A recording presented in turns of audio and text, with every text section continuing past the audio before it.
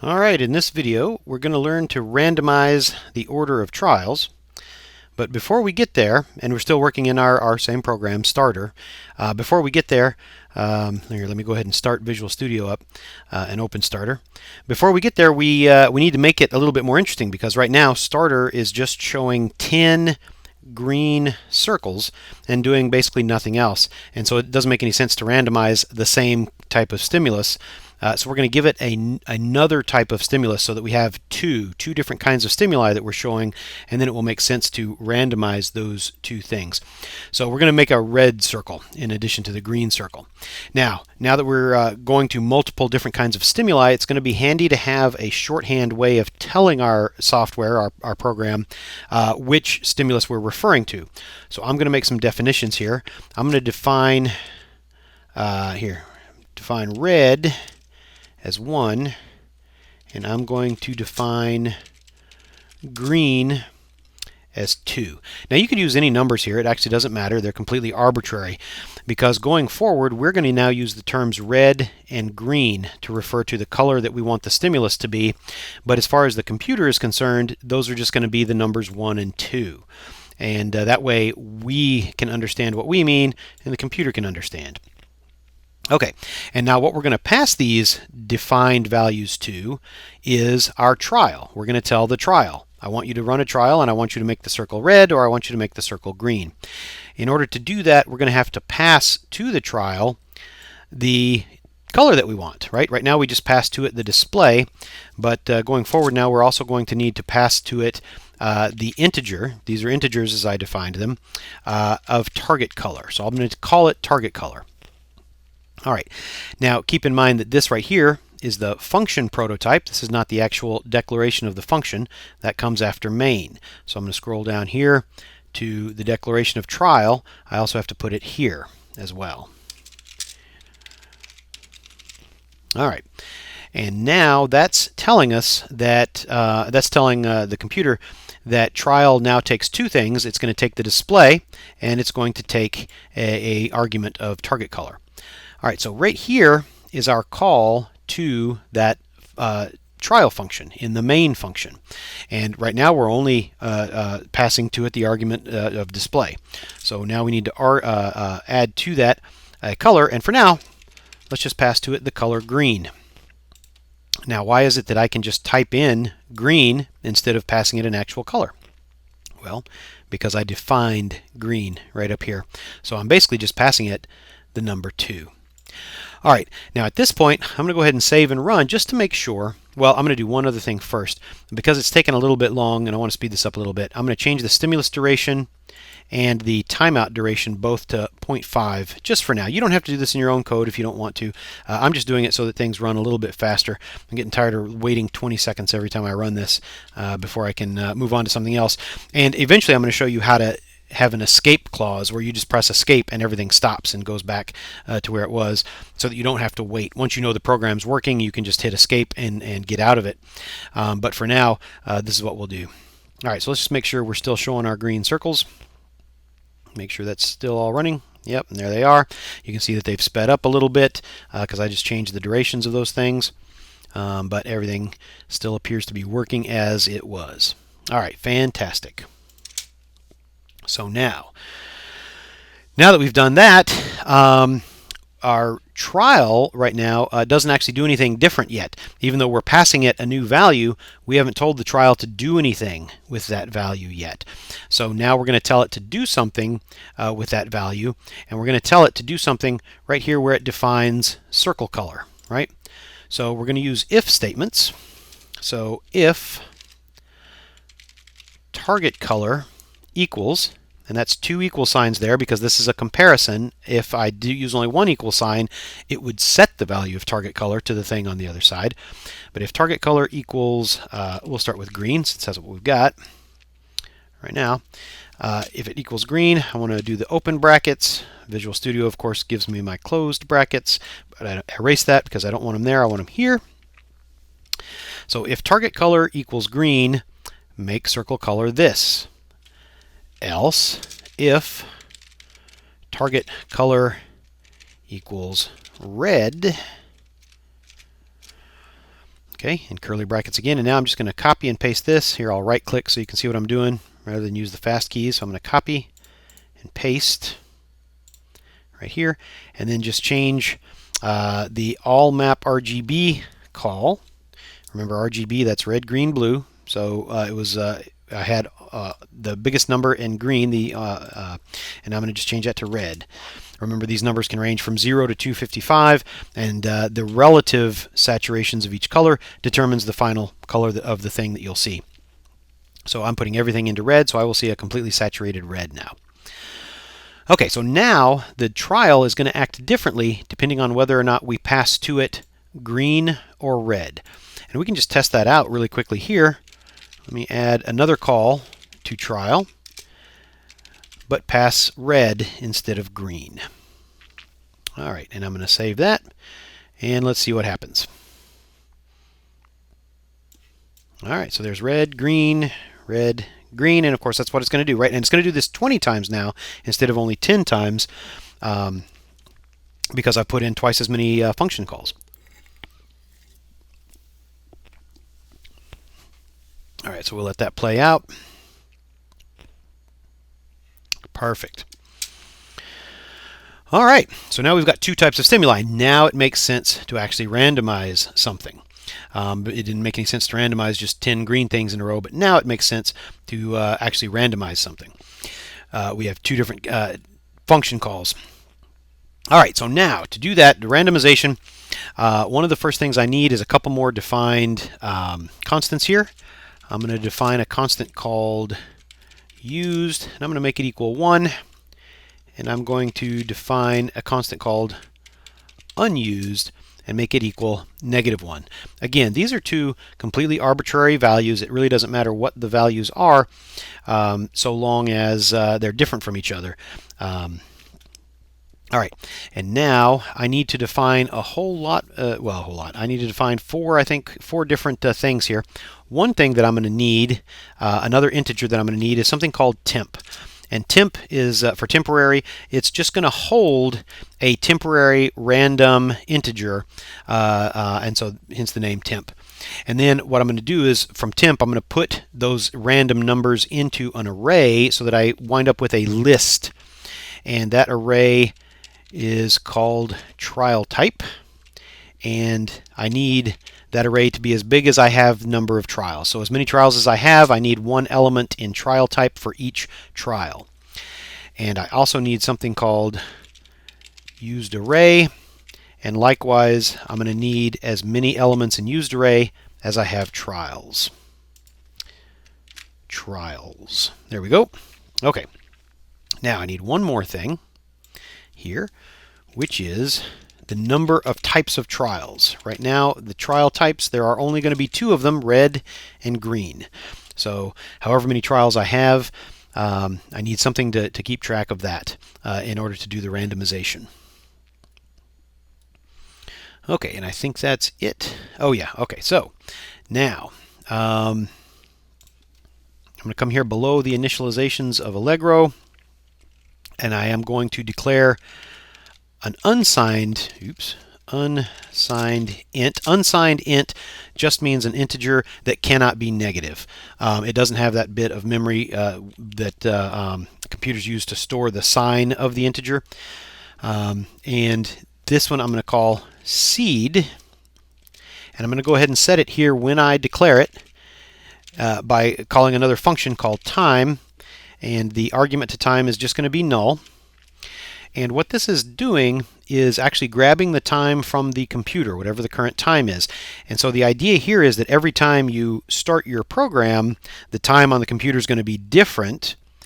So this is going to grab a unique number every time based on the time, whatever the current time is on your computer. I am then going to pass that seed into a function called srand. And this srand and the next function that we're going to use, rand, these are both old C functions. So I'm just going to pass seed to srand, and what that does, what srand does, srand is going to tell the rand function where to start in its random number generating algorithm. So the reason that that's important, well, let me tell you about it in just a second. First, let's put the last little bit in here, which is a single call to the rand function just to get that rand function started. Okay, so that just initializes the rand function. So what srand does is it tells this rand function where to start. Now, why is that important? Because computers cannot actually generate random numbers.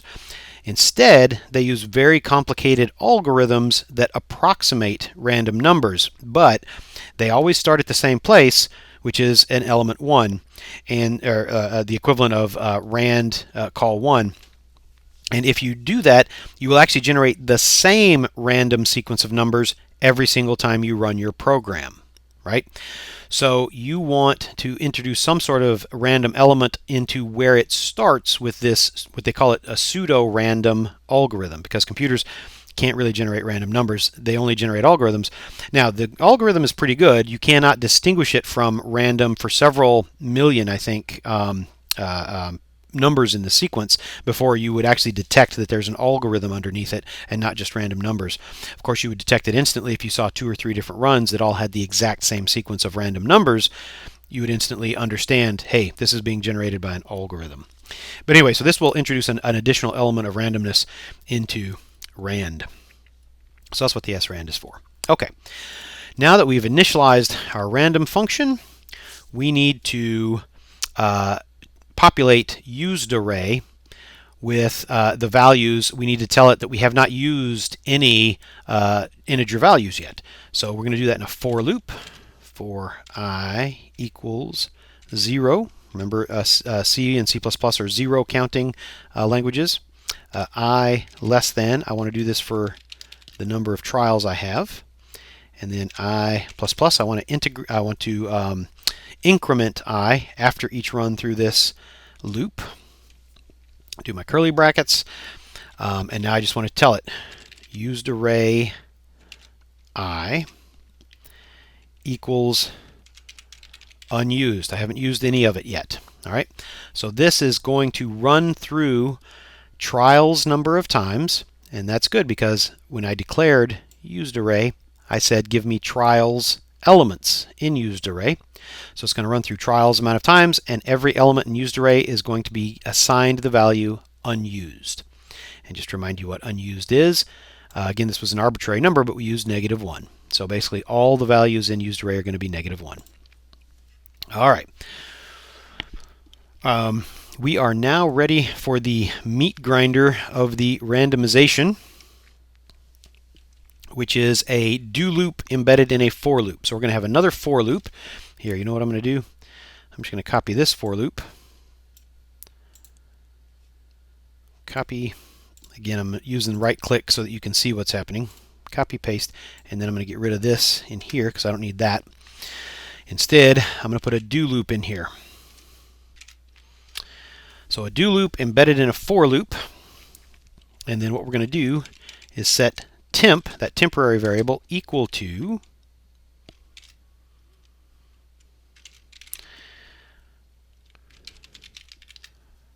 trials. Oops, that needed to be outside of there. There we go. Trials times the rand function divided by rand max plus 1. Now let's go through this and just explain a little bit about what it's doing here. Oh, don't forget our semicolon at the end there. All right, so first of all, this int in parentheses here is called a cast. We're casting this number to an integer because rand doesn't return just an integer without that.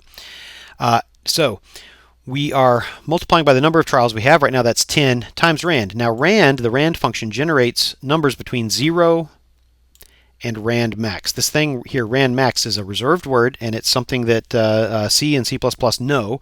They know what the biggest number is, and it's referred to as the rand max.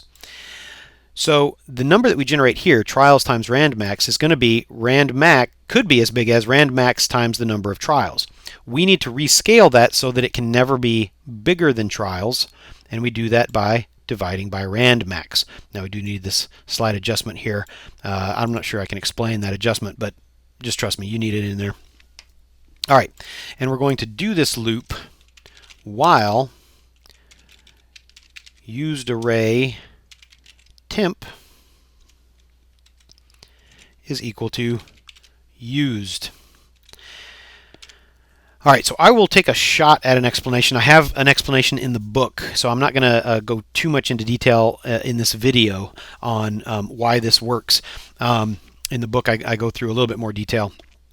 But basically, every time we go through this for loop, we're going to start the do loop. And remember, the reason you use a do loop is that it will run at least once before the program evaluates whether or not it needs to continue running. And of course, we've just set used array all equal to unused. So this will evaluate as false the first time through. So temp is going to be assigned a random number between 0 and the number of trials minus 1. As soon as that happens, this will evaluate as false. The do loop stops. And now we need to, first of all, set used array temp, that value for used array, equal to used, so that in the future, when we run through this do loop, this will evaluate as true. All right, and we need to set our trial type variable, the ith one, I referring to the number of times we've run through this for loop here, equal to the value that was generated for temp. So this is going to be a random number between 0 and the number of trials we have. But in the future, when we run through in future runs through the for loop, when we start this do loop, if this evaluates as true, then we will get out of the loop. Okay. Oh, sounds like we're having some thunder here where I'm at. Oh, fun. Okay. So that is the thing that generates our random numbers. And now we need to actually do something with those random numbers. Right now we're not doing anything with them. So what we're going to do is in our call to our trials, we're going to put those calls in some if statements, some conditionals. So if trial type I is less than, so basically if we wind up in the lower numbers in this random, so what this is producing is a sequence of random digits, never the same digit twice. If we wind up in the lower half, let's do a green trial, and if we wind up in the upper half, let's do a red trial. So in other words, if in this random sequence the first number comes up a 4, let's do a green, or if it comes up a 7, let's do a red trial. All right, so we're going to say if the trial type, the ith trial type, where I is the number of times we're running through the loop. So the first time we run through the loop, I would be 0. So if trial type 0 is less than, and now what we want to do is set this equal to trials divided by trial types. Now, can you see why that's the case? Because the number of trials we have divided by the number of types of trials we have, that will create a set or a group that is how do I put this? It'll create the number of different sets of trials corresponding to the number of different trial types we have. So right now we only have 2. So what this is going to do is say this is the lower half of all the trials. All right. Okay, and if we do that, we want to run green. So I want to open curly brackets. I want to erase that closed curly bracket there because I want to put it here. Okay, and else if trial type I is less than. Now this part is going to be a little bit less intuitive because it seems like we could just put trials here, right? We could just put trials, and that would mean if it's in the lower half of the number of trials we have, so the numbers 0 through 4, we're going to run green. But if that particular value of trial type is in the upper half, so still less than trials, then we'll run red. But it will make more sense in the long run to do it this way: 2 times trials divided by trial types. And the reason it makes more sense to do it that way is that once we have many, many different types of trial, it's going to be a lot easier for you as the programmer to track which set you're on, or where in this random sequence that's coming from this sausage grinder right here, where you're at by doing it this way. So 2 times the number of trials divided by trial types. That's going to, for right now, that's the upper half. But when you have 50 trial types, this is only going to be the lower 49th something. Okay, so again, open brackets, erase that one, put that one below here. Okay, and I believe we should be ready now to run. I hope so. I hope I've done everything correctly. I've had some mistakes in some earlier attempts at recording this video, so let's hope I didn't do any of those. Let's see if it runs. Oh my goodness, it's running. Oh goodness. Oh, there we go, some green trials. All right, so that was kind of a weird sequence. We had like 3 red ones in a row, but actually there's nothing weird about that from a probabilistic perspective. So the first like 4 trials there were red, and then we got a series of green, then 1 more red. We should get 5 of each, right? Now, here's the critical part. Let's run it again and see if we get a different sequence. Okay, the first one was green. Yeah, we definitely got a different, yep, already definitely a different sequence. So this is working properly. Fantastic. I actually get to bring this video to a close now. Success.